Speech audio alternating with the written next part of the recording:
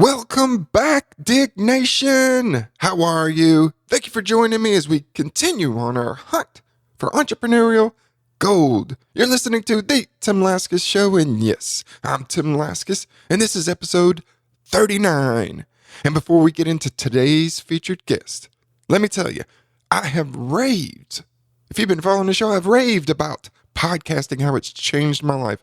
Haven't been doing it for very long, but my God, it has really changed my life. It has brought me an enormous amount of exposure. It's established me as an expert much more than the book that I wrote like almost 10 years ago. It's amazing. I've made more connections with top producers, leaders, entertainers, more than I can ever have imagined, and certainly more than I ever made right after I published my book. This has been incredible for me. And I know many of you out there are thinking, man, I would love to start a podcast, but I'm just too damn busy.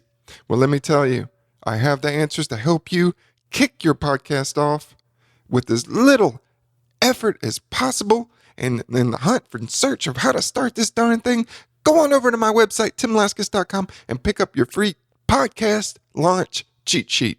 That's right. Get your free podcast launch cheat sheet. 7 steps to get your podcast off the ground and get you going. Get it going. Get it started. So head on over to timlaskus.com and grab your free podcast launch cheat sheet. And now today's featured guest is Alexandra Harbushka. Alexandra is an entrepreneur, and she's helping women discover success with sex. What? You're thinking success with sex? Oh yeah. Success not only with sex, but success with money and food. She has a coaching program. She's also a podcaster, and the name of her podcast is Real World Women. Sex, or Real World Woman, I believe, sex, money, and food. My goodness, this is a pretty good episode, and she brings great value. She's straight from Madison Avenue, and she also started a non-profit called Gaylord Hanson Shoes, where she helps put a brand new pair of shoes on a needy child's feet. She was also the speaker at Podfest down in Orlando, so she knows her stuff. She brings some great value, and so stay tuned, get ready, and enjoy. The Tim Laskus Show, in search of entrepreneurial gold. Tim digs deep into the minds of his guests, entertaining, down to earth, and informative. Now, here's your host, Tim Laskus. Welcome, everyone. Today's guest is Alexandra Harbushka. Alexandra, thanks for being on the show. Thanks for having me, Tim. I'm really excited to be here. Hey, I'm glad you can be here, and I'm even happier that I was able to pronounce your name correctly, because I usually mess up names. I'm the I do first too. one.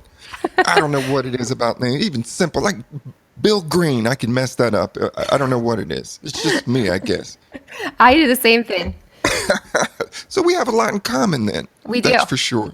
Hey, you were telling me that you love to go out and play golf, and you combine yoga with golf. You'll go out and do yoga right in the middle of the fairway while you're playing golf. Sometimes. And you don't care about the people waiting behind you to tee. You're just like, Well, you suckers can just wait back there. I'm doing my yoga right here in the middle. Yeah. Well, I mean, if there's a line, if we're pushed for time here, then I'm focused, right? Focused on getting the ball down the fairway. But yeah, I'm a huge yogi. I like to go golfing. I live on a golf course, so I like watching people golf. It's a fun sport to do with family. I'm not really competitive with it, but it's fun to go out with my love and my family and just enjoy. Alexandra, I feel so sorry for you. You live in San Diego on a golf course. I do. You got a tough life. I do. That's rough. There's somebody sitting up in Fairbanks, Alaska going, God, I wish I'd give them anything to be down there in San Diego. Come visit. Yeah. If you're listening, you're in Fairbanks or wherever you're at, I don't know, South Dakota, and sitting in the snow, come on down to San Diego. Yeah. And Come on down. that'll be cool. Alexandra, take you out to lunch. Somewhere expensive, hopefully. Absolutely. But not McDonald's. No. Well, that's great. Well, Alexandra, tell everyone what you're currently working on. Yeah. So my business, my podcast is Sex, Money, and Food. And when I say those names, You just got everybody's attention. She said sex. Oh, I here did we go. exactly, and that's what I was just gonna say. It always raises eyebrows. People go, "What? What do you mean? Like, what do you mean you talk about sex? And what is money, food? What does this have to do Do with we it?" need to put the E for X-rated or Oh no, explicit or whatever We'll that keep is? it clean. We'll keep Okay. it clean. Clean. All right. Don't worry. Those of you that have kids in your car, we're totally clean. No All worries right. here. There you go. But anyways, so yeah, that's what my focus has been. That's what I find passionate. I left the mortgage industry, which is really boring, and went into creating an online business, creating a podcast, learning more about sex, money, and food as I started this whole process. But as I have been doing this for about 1.5 years now, I am going to get more niched. So what I'm currently working on, and are you ready for this, Tim? I'm ready. You're the first person to know about it that's Ooh. on a podcast. Like, I haven't announced it. All right, So everybody get ready. you are, yeah. So I'm getting more niched. And when I was at, let's see, we were talking about PodFest. And I spoke and we were talking and I got really niche specific and I talked about herpes. Okay. So that is, The H word. The H word. It is scary to talk about, but 2 out of 3 people have it. And I wanted to get niche and help people with that whole process. There you go. Yeah, Before we get into this, we're going to rename this the Herpes Show. we can. That would be awesome. But I wanted to Yeah. ask you a question because your podcast is called Real World Woman, Sex, Money, and Food. I wanted to ask you, if you had to choose one to have more of, would you choose more sex, more money, or more food? Well, see, that's a good question because could I ask only people. choose one. Yeah, gosh, I should know that answer off the top of my head. I'm gonna choose sex. Whoa! But here's why. Not Why? necessarily sex and the act of having sex, but I define sex as you being an individual, using your sexual energy. We all have sexual energy, right? And using that to create and be you. The act of having sex is a beautiful, beautiful thing between 2 people, but you still walk around with that sexual energy by yourself, right? Being solo. So you can use that energy to create money, to buy food, to be an entrepreneur, to play golf, to go do yoga, boot camp, whatever it is that you want to do. But you can use that energy and kind of change the world with it. Do men have sexual energy? Or Of is course it just you for do. women? Really? Of course. Yeah, absolutely. Okay. All right. I don't know. I read somewhere I don't know where it was that most men and women would rather look at women than look at men. Like everybody wants, as far as like attractiveness and how long, they stare at a figure, whether it's a male or a female. Yeah. Well, I think women like to look at other women because I think it stems from either looking at her outfit. As women, a lot of times we can be jealous, which is a horrible place to be in, but we can feel self-conscious or we get into that judging state, which is really not a good state to be in, but that's what we are trained to do. That's how humans are. We're always judging someone to either we say, oh, I'm so much better than that person in whatever aspect it is. They're a more successful entrepreneur, they're better dressed, whatever it is. And so I think that's why a lot of times women will look at other women is a judgment factor. But yeah, I mean, women we're beautiful, and I think men are beautiful. I mean, everybody has their own sexual energy, their own creativity, and why not check other people out? Hey, why not? Why not? Absolutely.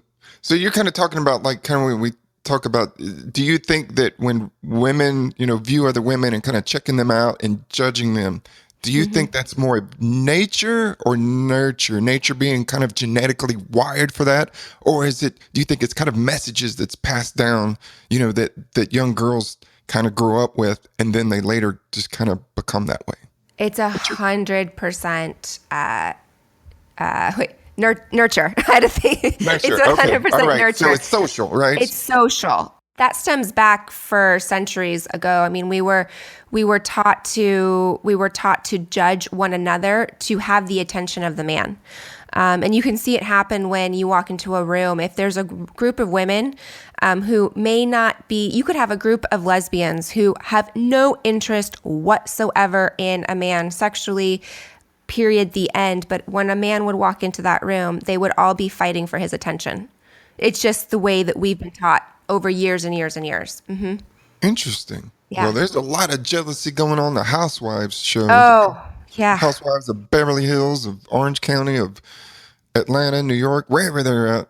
It's all about that. I think that draws the reviews. If somebody can go, "Ooh, look at her in that dress. Who she thinks she is?" Yeah, I mean that's a perfect example, and I'm sure it's amplified, and I'm sure it's yeah, I mean just amplified, right? I'm sure they have to come up with stuff to be jealous about and fight about. But yeah, it's 100% taught, which is sad.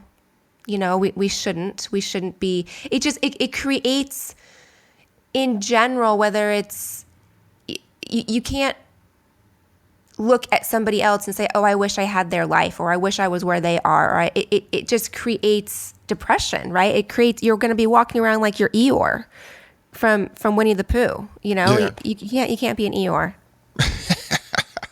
Well, can you share an example of a client you've had recently who's come to you needing some assistance? What was the issue, and how did you help them?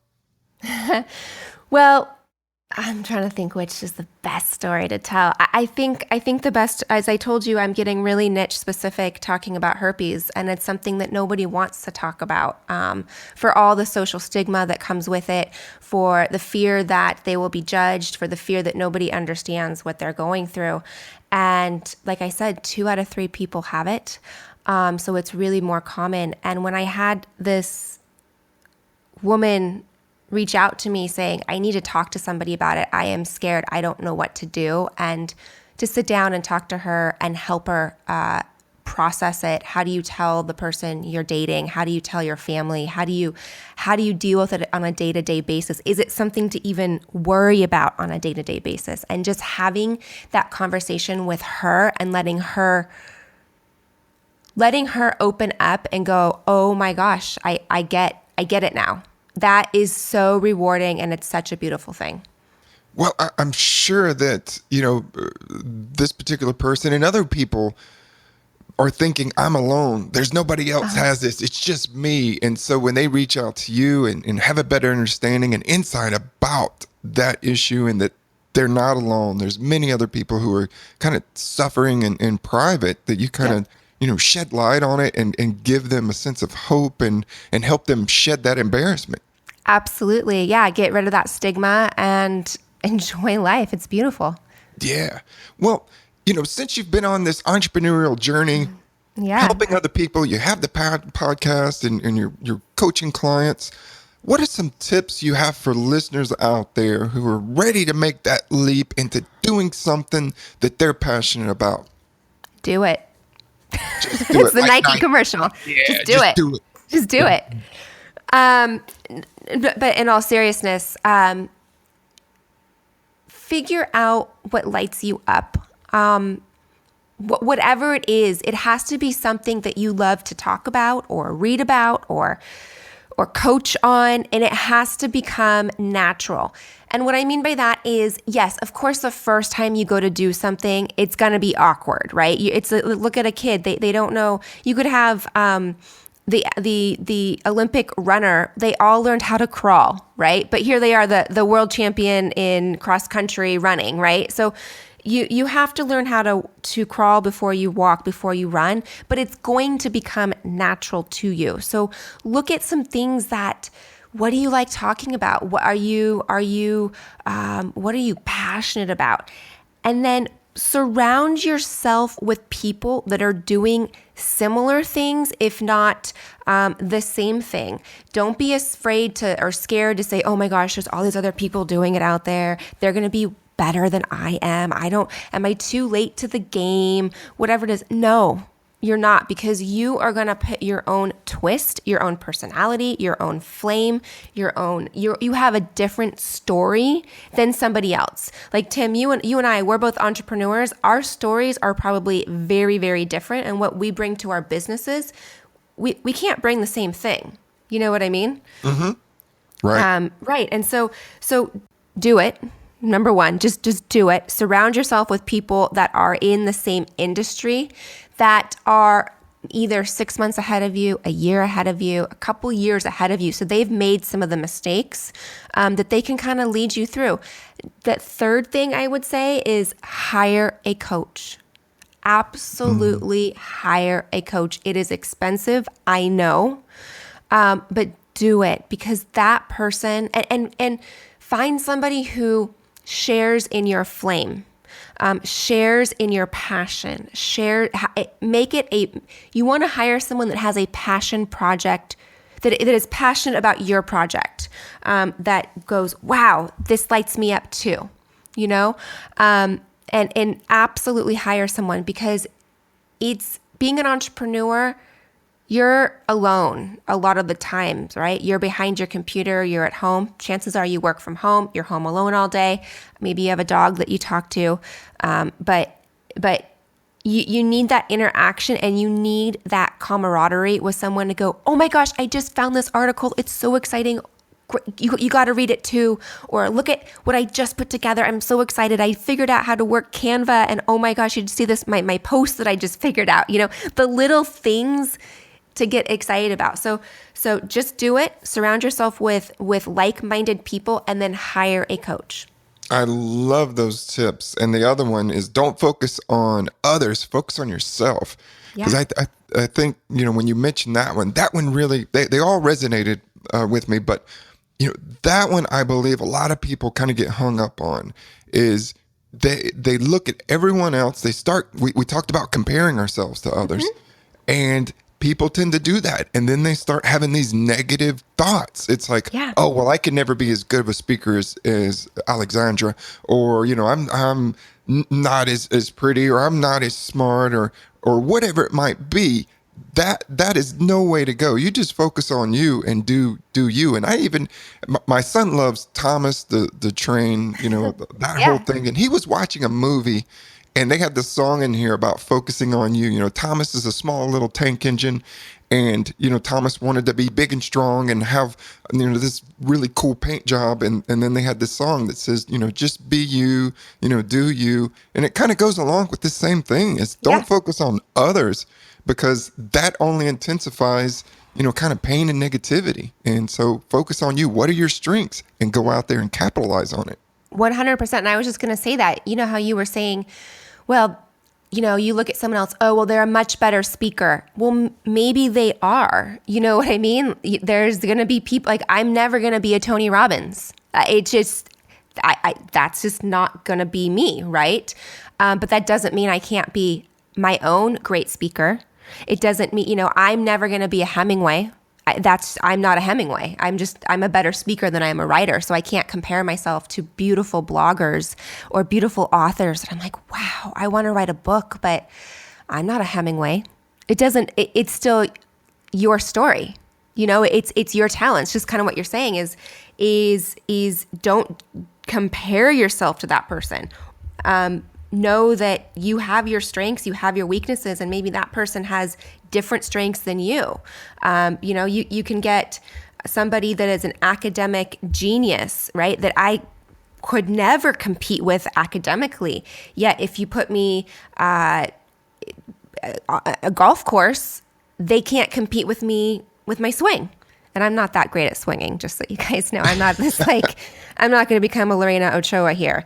But but you have your strengths and your weaknesses. It doesn't mean that you're better or worse. It just means you pull with what comes natural, and then you hone that skill. I love that. Now, Alexandra, have you always had this entrepreneurial spirit and fire inside of you? Like, when did you take that leap? I think I've always been an entrepreneur. I would set up outside my house when I was little. I would make like books for people to buy, which I would color. They'd have stick figures, and I'd sell them to people walking down the street. Like, who wants to buy a stick figure book? But I wanted to sell a stick figure book. Or I'd have lemonade stands as a little kid. I think I've always been selling. I think what. Are you related to Gary Vaynerchuk? Are you his sister? I'm not. I'm not, but Just to make that clear, everyone, Alexandra Harbushka is not Gary Vaynerchuk's sister. no, Or I'm cousin. not. Maybe Or cousin, cousin. distant cousin, maybe? I don't know. Nope. Now, But where does your last name originate from? Where? it's Eastern European, so we don't really. My grandfather was an orphan, so we don't really know. But Eastern European and like Czechoslovakia, Hey, Gary Vaynerchuk is from Russia, so maybe it we could could be. all be cousins. Could be. There it is. be. It's in the genes. It's in Nature, the genes nurture. somewhere. It's nature. But anyway, now getting back to, you grew up wanting to do these lemonade stands and all Yeah, that it was good pretty stuff. successful, I have to say. No, but anyways, I think because I went into corporate America. I went to college, loved it, University of Arizona. Anyone listening that's a wildcat. But I went to college. I got a job out of college, and I worked in corporate America for 10 years. And I think that was the safe thing to do. That was you go to college and you get a job, right? Like, I mean, that's of course what you do. And you get a really good job and you work really, really, really, really hard and you hope for a promotion and you go with the flows, the ebbs and flows. The economy's down. Okay, everybody loses their job. So are you. You kind of just go into this normalcy phase. At least that's what I went into. And I'm not saying that corporate America is bad. It is a wonderful place for people that is what they want to do. If you want to be a CEO, if you want to be a C-level employee and you are a corporate worker, that is beautiful. Entrepreneurship is not for everybody. I can totally attest to that. But I lost that flame in my eyes for corporate America and working in a mortgage company. I just lost that flame of, what do you mean I have to dress this certain way? What do you mean I can't take my suit coat off because I have a camisole underneath and there's a dress code for Bank of America that I can't have a camisole? And I'm like, I am a professional woman here. What are you talking about? But I lost that flame, and I surrounded myself with people that were a couple months ahead of me in business or years ahead of me. I surrounded myself with other entrepreneurs, other high-level business professionals. And so I was always looking at marketing, like, what's the next thing? What's going on? What do I need to learn? What's coming up? How do I become the biggest and best mortgage banker out there? And I went to an event that I somewhat kind of hosted. It was with Michael Stelzner and John Lee Dumas, who are two huge podcasters and social media influencers. And I left there and I go, I'd never even heard of a podcast. I had that silly app on my phone that I always put to the miscellaneous file on my Apple phone. I was like, what's a podcast? This is silly.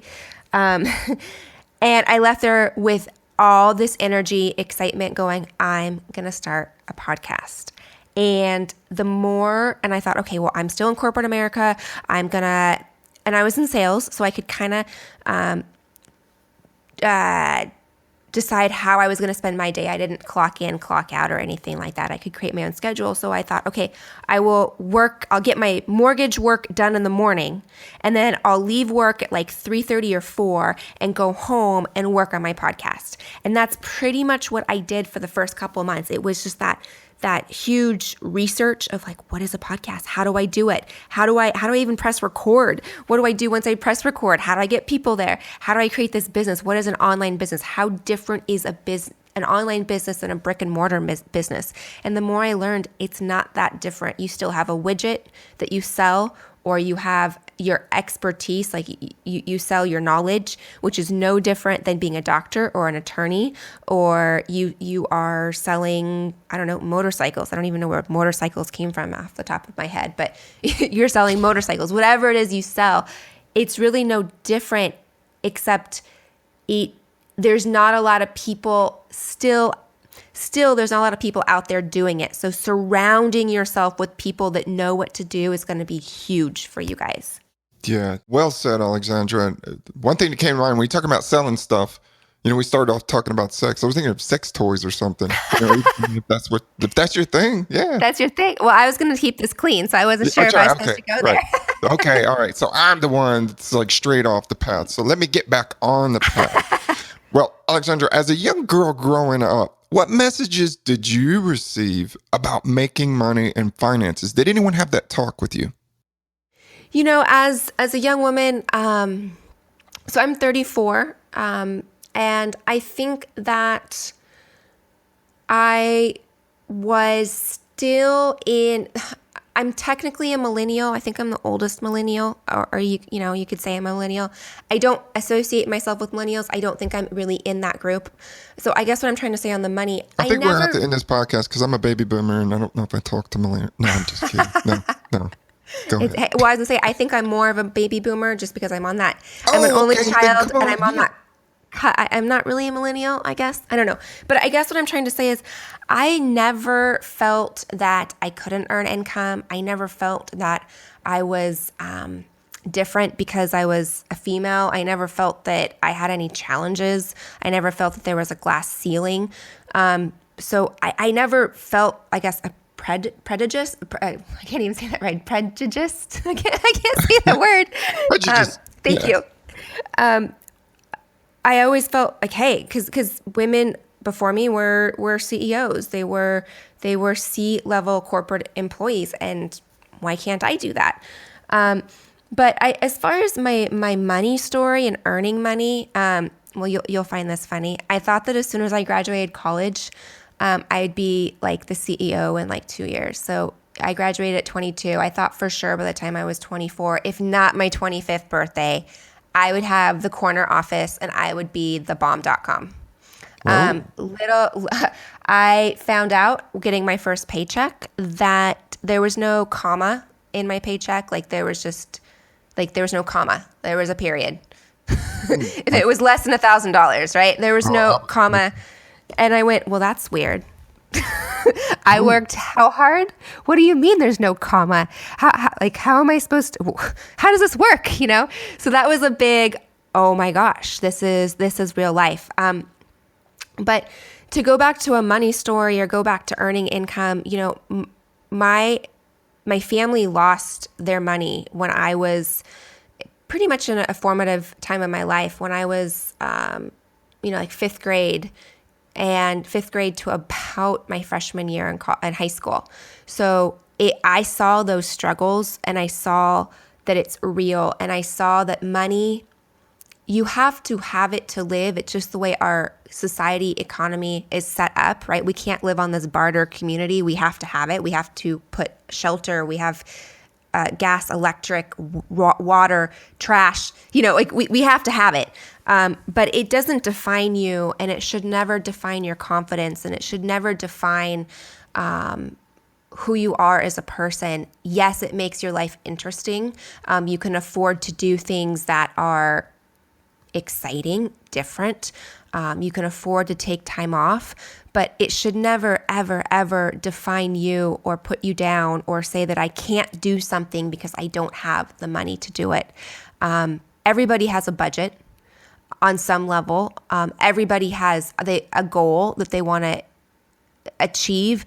And I have to say, having those times when my family, I went from private planes to having the IRS show up on the doorstep, it was extreme. It was the extremes to having it and losing it and being a kid, and there's nothing you can really do about it as a kid. You don't know. That's hard. It was hard, but I'm so grateful that I went through that phase to really, truly understand the worth of a dollar, what a dollar means, what it means to make a dollar, selling those lemonades or books that I drew, and getting my first paycheck thinking I was going to be the CEO with the corner office and not having a comma in my paycheck, know? And it's a beautiful thing to be humbled that way. And but take it and run with it. And there is no glass ceiling. You can absolutely do anything you want to do. And I think that programming happens when you talk to your kids. Tell them you can be anybody you want to be, as long as it's not hurting people, as long as it's not breaking the law, or as long as it's not making you, you're getting drunk on your own wine type of too big for your britches type of attitude, Yeah. Yeah, and so many people that I've interviewed, talk about never having that discussion, with family members growing up about, kind of following their dreams, or even ever discussed about how to make money or save or plan for the future. It's people have just kind of stumbled along the way, and Yeah. they've been given these kind of mixed messages about what to do, and typically it's kind of go get a good education and then get a good job. And but what is usually left out is that use many times for many people that leads to getting into debt, because a good job can get you into pretty significant debt, Oh because yeah. you can leverage that. Maybe you make $50,000 a year, but you can borrow three times that, or whatever it Oh might right. be. Yeah, I And mean, so I've been in debt. I did that absolutely at 25 years old. I had thousands of dollars to pay off and I had to move home. And there yeah. goes my corner office that I didn't get. Uh-huh. Um, And you don't have to not have money to go in debt. You can have millions of dollars millions. Yep. to go in debt. And they talked about Michael Jackson before he had passed Yeah. away, and how he was in debt, and just he was overspending what he had coming in. And you're thinking, my God, you have that much money. How could you possibly go in debt? Happens all the time. I mean, you think back to Mike Tyson, who had all of that money and fame, and then he went into debt. And, Yeah. and just watch any of the people who won the lottery, how it changed their life. And the 90% of them, they're in debt now. They're in worse shape. They're more miserable after winning the lottery than before. Absolutely. Absolutely. I was just reading that Lisa Marie Presley is in debt and she gets $100,000 a month from her father's estate. And I'm like, how are you $100,000 a month? That's not even paying taxes on it. How are you how are you in Yeah, debt? absolutely. It's a But good example. It's a very good example. Hey, and earlier I said I'm a baby boomer. I'm a yeah. Generation Xer, so I feel like a Okay. baby boomer. I feel like a baby boomer. But you know what? Baby boomers now, I think, are the new millennials. Totally. Everybody's just people who are my aunt is 72, 71, something like that, and she doesn't look a day over 40. But remember my grandmother growing up at 70, and she was the little white hair and the Yep. grandma kind of clothes and stuff. So yeah, I just thought I would throw that in there. But anyway, getting back to your story, Alexandra. Since you've been an entrepreneur, I'm sure there have been times when you wanted to pull your hair out. You felt like, oh my God, I can't take it anymore. What's been one of those stressful moments, and how did you get out of it? I mean, I kind of feel like I have it all the time. Always I hate stressed to be a out. crusher of dreams here. No. I think we all have those days of like, what am I doing? You have the days that your website crashes and you're trying to get this out and it's Murphy's Law and you have a podcast coming out with like a dream guest and you're trying to get this and you're going, I can't, it didn't, it crashed. Like, I don't know what to do. Or you just get stuck and you go, I just don't know what my next step is. I don't know how to get my message out differently, or should I do this or should I do that? Or what should I talk about? What should I be, I would say, and I want to add one more thing that you said, what should you do as an entrepreneur? So I'm going to combine it.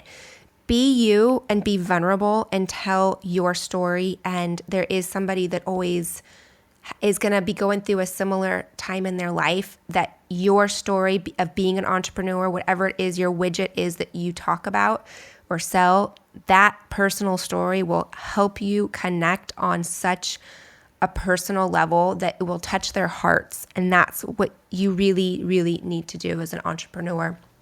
Or Yeah, not it's that even real as an story. entrepreneur, whoever you are, whether you spend your time volunteering your time, be you, tell your story, but as far as being an entrepreneur and having those, oh my gosh, what am I doing with my life? I think it's telling my stories of going, does anyone really want to hear my story? And that just, when you get the comments or the on Facebook or Instagram or however people will reply to you, or it's an email saying, wow, I've gotten emails, I didn't think you could do it, but you did it. I'm like, thanks, I guess. That, just keep going with your message. I mean, it's hard. It's hard to be vulnerable. It's scary. It's scary to be an entrepreneur and not have that umbilical cord crutch to a W-2. You're not going to know necessarily how to do everything, and that's okay because you never will know how to do it all. And don't get caught up in the, I don't know how to do it, so I'm not going to do it. Just trust that it will fall into place if you have the vision. Does that make sense? Yeah, absolutely. And a lot of it it sounds like you're saying, have faith in yourself. Yeah. Have faith in your abilities, and you don't necessarily have to fully understand every step along the way, and you certainly aren't going to feel like the end result. I mean, of course, we all kind of have this somewhat of an idea of, all right, we're going to be very successful. We're going to help a lot of people. We're going to make a lot of money. But, you're going down that journey and you never really know, is there anything at the end of the road? But you have to have faith. It sounds like that's what you're saying. Absolutely. That's what I'm saying. I guess my biggest entrepreneurial challenge are those days when you don't have faith in yourself, right? It happens to all of us. And just go back to your avatar, go back to your mission statement, and go back to why you're doing it. And don't worry about the how it's going to get done. Worry about the why, and the what and the how will show up. Love that. Worry about the why, and then everything else will fall into place. Why are you doing that? What's the really, and it can't be, well, I want to make a lot of money, but usually that's secondary, because people who chase money usually find out very quickly that doesn't sustain them as far as when they hit those roadblocks and they struggle. But it has to be kind of a bigger purpose. Why is it that you're out there? And for me and for you, it sounds like, it's about serving others and giving back. It's about making people's lives better, helping them improve their lives to get to a better spot. And that's what really drives people forward. And that's what helps, at least for me, get me through those difficult moments. Yeah, absolutely. Just remember, just why are you doing it? And have faith and do it. If you're embarrassed, if you're not embarrassed of the work you put out, then you waited too long. Oh, I love that. If you're not embarrassed of the work you put out, then you waited too long. Awesome. But it's never going to be perfect, right? Yeah, you're always going to, and you grow as you create. Like, I go back and I have 103 episodes on my podcast. I go back to like episode 5. Are you kidding me? Do you know how hard that was? Do you know how much I've changed in the 100 episodes later that I've recorded? You just want to erase it and forget that it never happened. Totally. But if I had waited till 105, that would have been a year and a half that I was waiting. And look at what I would have missed. Yep. Absolutely. Don't wait too long. Well, looking back, what's been the most fulfilling moment? I'm sure there's been many, but what's one that stands out where you said, yes, this is why I was meant to do this? It's when you get the feedback from people that just go, wow, thank you. I talk about pretty controversial topics: sex, money, food, and herpes. And sex, money, food, and herpes. And to go back to, you were saying at one point, money, a lot of people on your show say, hey, I didn't know anything about money. We didn't talk about it with our family. That's really why I created my podcast, Sex, Money, Food. Those are 3 topics that nobody talks about, right? We're scared to. It's taboo. It's parents don't want to talk about sex with their kids. Parents don't talk about money with their kids, and food. We're in this consumption phase, yet we're undernourished as a nation. So nobody really talks about it, and we're all walking around with these. We're all walking around like we're little kids, like not knowing how to handle our checkbook or handle our sex life or our sexual energy or any. So when I get these messages, like I said just recently, when I got that phone call from this woman who was scared to death to pick up the phone to call me to tell me that she had herpes and she wanted to talk about it, that made my year. That's great. Like that. And just have people go, gosh, I'm scared to talk about these things, but thank you for doing it. That makes my day. Yep. And that's what drives you forward. And it's all Absolutely. worthwhile because you made a real difference in this woman's life. Oh, absolutely. Alexandra, you have been a fantastic guest. I wish we could talk more about sex but no, just sex. We Just could talk sex. yeah, we'll have another one. Sex and herpes or food and herpes or we'll mix it up. Money and herpes, money and I don't know. Something.